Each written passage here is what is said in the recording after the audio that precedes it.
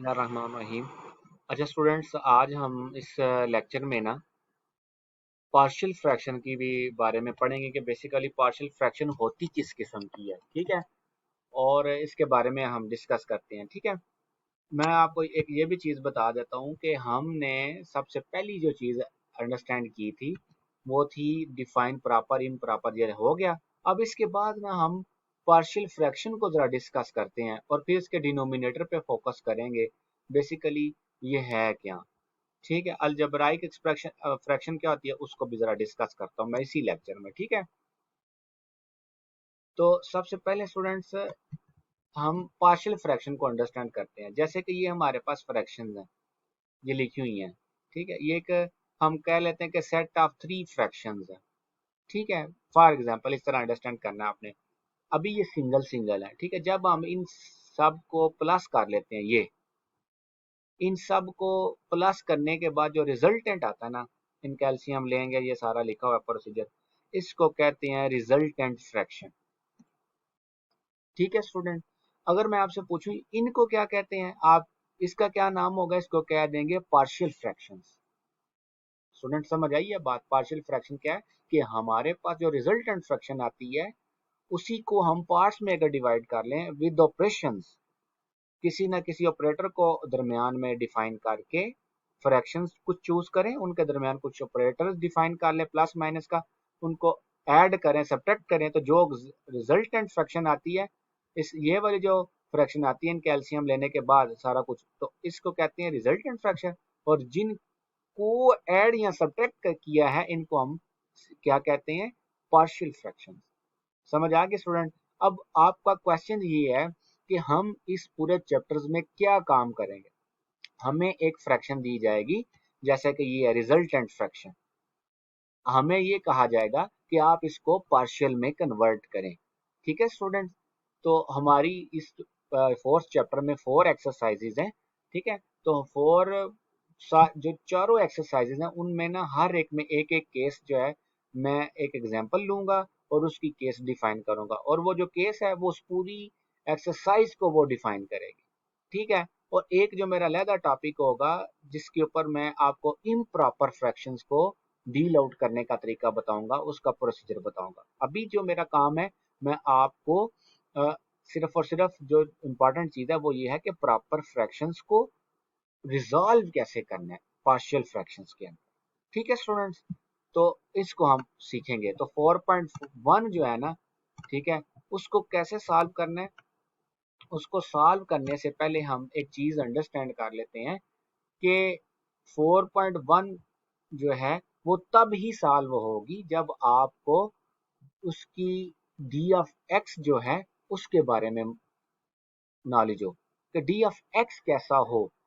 ठीक है, तो सबसे पहले हम देख लेते हैं कि आपके पास जो 4.1 है उसको सॉल्व करने के लिए डी ऑफ एक्स जो है वो कैसा होना चाहिए, consist of non repeated linear factors. ठीक है, जो डिनोमिनेटर में जो फैक्टर्स आ रहे हैं वो रिपीटेड ना हो, नॉन रिपीटेड हो। नॉन रिपीटेड का मतलब यह है कि दोनों ही डिफरेंट हो, जैसा कि ये है, दोनों ही डिफरेंट है। हाँ, अगर आ जाता है एक्स माइनस फोर की पावर टू, फिर आता है एक्स प्लस टू, ये साथ लिखा ही होता है लेकिन पावर टू आ जाता है, इसका मतलब एक्स माइनस फोर तो रिपीट हो गया। तो अब बात समझ आई है रिपीटेड फैक्टर्स में और नॉन रिपीटेड लीनियर फैक्टर्स में क्या डिफरेंस है। ठीक है, ये एक लीनियर फैक्टर है क्यों, इसकी आई एस डिग्री 1 है। इसी की मैं होल की पावर अगर 2 लिख लूँ, इसके ऊपर 2 आ जाता है, तो मैं इसको क्या कह दूंगा, रिपीटेड लीनियर फैक्टर्स। तो 4.1 जो आपकी एक्सरसाइज है उसको सॉल्व करने के लिए आपका जो डी एफ एक्स है वो कैसा होना चाहिए, आप तब भी उसको सॉल्व कर सकेंगे जब आपका डी एफ एक्स क्या हो, नॉन रिपीटेड लीनियर फैक्टर्स उसमें हो। ठीक है, जैसे कि ये है। अब ये बात मेरे ख्याल में आपको क्लियर हो गई, 4.1 को ऐसे सॉल्व करना है। अब बात आ जाती है कि अलजेब्राइक फ्रैक्शंस क्या होती हैं। जैसे कि ये फ्रैक्शन है, ठीक है, अब इसकी न्यूमिनेटर में भी आपके पास कोई पोलिनोमियल आ जाए और डिनोमिनेटर में भी आपके पास कोई ना कोई पोलिनोमियल आ जाए। अब अगर आप इसको देखें, इन फैक्टर्स को इनको मल्टीप्लाई करें तो आपके पास एक पोलिनोमियल ही आएगी। तो अगर हमारे पास फ्रैक्शन इस तरह की एक्सप्रेशंस की रेशियो की शक्ल में आए जैसे कि ऊपर वेरिएबल्स यूज हो रहे हैं, नीचे भी इसको अलजेब्राइक एक्सप्रेशन कह देंगे। इसकी मैं प्रॉपरली इसको डिफाइन नहीं कर रहा, लेकिन सिंपली मैं बता रहा हूँ वेरिएबल्स ऐड हो जाएं उसमें विद ऑपरेटर्स, कुछ टर्म्स नंबर्स आ जाएं, तो इनकी अगर इस तरह रेशियो में लिख लिया जाए, बटे की शक्ल में लिख लिया जाए, तो इनको हम अलजेब्राइक ओवरऑल एक्सप्रेशंस कहते हैं। फिर उसमें कैटेगरीज हैं कि वो पोलिनोमियल्स हैं, ठीक है, पोलिनोमियल्स आ जाती हैं, ठीक है। तो अभी बात समझ आ गई है, मेरे में अलजेब्राइक के बारे में कोई चीज़ क्लियर हो गई। अब आ जाता है कि 4.1 जो है ना उसको सॉल्व करने का तरीका। ये फॉर एग्जांपल यही समझें कि ये वाला जो क्वेश्चन है ये 4.1 का क्वेश्चन है, इसको अंडरस्टैंड करना है कि कैसे इसको सॉल्व करना है। ये आ गया जी रिजॉल्व दिस, अब ये resultant fraction into partial fraction, ठीक है। अब एक मिनट मैं ना सिर्फ आपको 4.1 सिर्फ ए बर्ड आई व्यू दिखाता हूँ। ये देखें 4.1 question number 1, resolve into partial fraction. ये देखें कि रिजल्टेंट फ्रैक्शन है, इसको कैसे सॉल्व करना है, ठीक है, वो हम अब इस ऊपर वाली एग्जांपल से जरा सीखते हैं। बड़ा आसान है, मुश्किल नहीं है। अब आपको ये क्वेश्चन दिया गया, सबसे पहला काम आपने क्या करना है, आपने लेट कर लेना, लेट कर लिया, और दो आपने कांस्टेंट जो है ए और बी के नाम से यहाँ पे यूज कर लेने हैं, जितने आपके नॉन रिपीटेड लीनियर फैक्टर्स हैं। ये हम 4.1 तब सॉल्व करेंगे जब आपके जो डी ऑफ एक्स है नॉन रिपीटेड लीनियर फैक्टर्स हो। तो ये देखें नॉन रिपीटेड लीनियर फैक्टर्स ही नहीं है। कई दफा आपको ना बटे के अंदर है, आपको ना फार्मूला भी आ जाएगा जो नजर क्वाड्रेटिक आ रहा होगा, लेकिन आपने उसको लीनियर फैक्टर्स में कन्वर्ट कर लेना है। ये भी आप बात याद रखिएगा, ठीक है स्टूडेंट्स। अब देखें ये इसका सोल्यूशन लेट करते हैं, ये है, इसको हम दो जो है कांस्टेंट से डिफाइन कर लेते हैं। पहले के नीचे x-4 रख लें, बी के नीचे ये रख लें, इनकी तरतीब आगे पीछे भी हो सकती है, डोंट वरी, ठीक है स्टूडेंट्स। ये इक्वेशन नंबर 1 है। अब इसका एलसीएम लेना है आपने। एलसीएम जो आपकी ये वाली फ्रैक्शन है इसके बटे में जो है ना ये, ठीक है, यही आपका एलसीएम है, ये याद रख लें, ठीक है। इसी को आपने दोनों तरफ मल्टीप्लाई कर देना इक्वेशन 1 के, इधर भी और इधर भी। जब आप इसी डिनोमिनेटर को इधर मल्टीप्लाई करेंगे, ये तो कैंसिल हो गया, इधर सिर्फ ऊपर वाला ही रह गया ये। अब इस तरफ जब इस टर्म को जब आप इस एलसीएम से मल्टीप्लाई करेंगे, तो इसमें ये वाला फैक्टर जो है इधर लिख समझे कि इधर मल्टीप्लाई हो रहे हैं दोनों फैक्टर, इसके साथ x-4 वाला काट जाएगा, दूसरा आ जाएगा। बी वाले को जब करेंगे इसी एलसीएम से, तो x+2 वाला काट जाएगा, तो x-4 वाला आ जाएगा। तो ये वाली जो इक्वेशन है इसको इक्वेशन नंबर 2 कह देंगे। यहाँ तक स्टूडेंट अंडरस्टैंड करें बात, ठीक है। अब इसके बाद आपने क्या काम करना है, ठीक है। अब इसके बाद आपने एक काम है वो ये है कि आपने जो आपके स्टूडेंट्स ये फैक्टर्स हैं ये वाले लीनियर, इनको आपने जीरो के बराबर रखना है, जैसा कि ये है put x-4 is equal to 0। इन चीजों को भी छोड़ दें ये वाली, ठीक है स्टूडेंट। ये वाली आपने डायरेक्ट क्या काम करना है, put x-4 is equal to 0, that is x क्या निकल आएगा यहाँ से 4 इधर आके प्लस हो जाएगा, तो x की वैल्यू 4 आ जाएगी, ठीक है।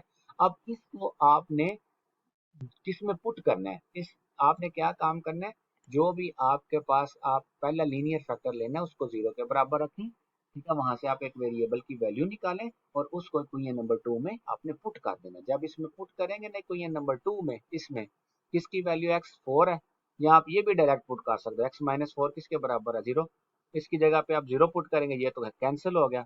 और ये बाकी जो है इधर x-4 नहीं है, यहाँ पे x यूज हो रहा है, तो x की वैल्यू 4 लें, इधर 4 करेंगे ऐड, तो 4 + 2 6, ठीक है, 6a हो जाएगा। और इधर 4 को 2 से 5 को 4 से मल्टीप्लाई करें, ठीक है, तो 20 और प्लस 4 20, ठीक है।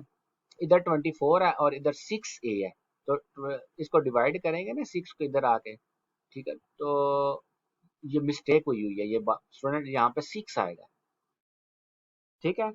जब 4 और 2 6 है, और सॉरी सॉरी यहाँ पे क्या करेंगे 5 है ना, 5 इंटू 4 20 24, और यहाँ पे 6 है, 6 के टेबल में कब 24 होता है 4 टाइम, तो ए की वैल्यू यहाँ से निकल आएगी। आप एक फैक्टर की वैल्यू पुट करोगे ना, 0 के बराबर रखोगे एक फैक्टर को, तो आपको एक कांस्टेंट की वैल्यू मिल जाएगी उसके करॉस्पॉन्डिंग। जब दूसरे फैक्टर को 0 के बराबर रखेंगे ना इसको, तो आपको दूसरे करॉस्पॉन्डिंग फैक्टर की वैल्यू मिल जाएगी। वही काम करना है, आपने इस x की वैल्यू को इस इक्वेशन नंबर 2 में पुट करना है। जब करेंगे, ठीक है, वही काम जो अभी इसमें मैंने बताया, तो आपको b की वैल्यू मिल गई है। अब इन दोनों वैल्यूज को ये कहाँ पे हमारे पास यूज हुई है, इक्वेशन नंबर 1 में। हमने करना क्या था कि जो हमारे पास ये रिजल्टेंट इक्वेशन है इसको पार्शियल में कन्वर्ट करना है। तो जब ए और बी की आप वैल्यूज पुट कर दोगे जैसा कि ये है, तो हमारे पास रिक्वायर्ड पार्शियल फ्रैक्शंस ये आ गई। स्टूडेंट समझ आई है कि नहीं? ठीक है। और एक स्टूडेंट बात ये भी है कि ये वाला जो मेथड है ना x minus 4 is equal to 0, इसको कहते हैं जीरो मेथड। ठीक है स्टूडेंट, ये याद रखना है, इसका नाम क्या है जीरो। क्यों? हम जीरो के बराबर इसको रख लेते हैं इन फैक्टर्स को, फिर उन वेरिएबल्स की वैल्यूज को आगे यूज करते हैं। ठीक है स्टूडेंट्स, ओके। अभी सिंपल मैंने आपको सिर्फ कंसेप्ट दिया कि इनको सॉल्व कैसे करना है। ठीक है, आप 4.1 के क्वेश्चंस को करें इसी तरतीब के साथ। ओके, अल्लाह हाफिज़। जो कोई मुश्किल लगे आप ज़रूर बताएं, मैं उस पर वीडियो अपलोड किया करूँगा। मैं समझता हूँ कि आपके लिए ये ईजी है। अगर आप इसको मुश्किल समझते हैं तो ज़रूर आप फीडबैक दें, तो मैं फिर रिस्पॉन्ड में आपके लिए वीडियोज़ अपलोड करूँ उस क्वेश्चन को सामने रख के। ओके, अल्लाह हाफिज़ स्टूडेंट।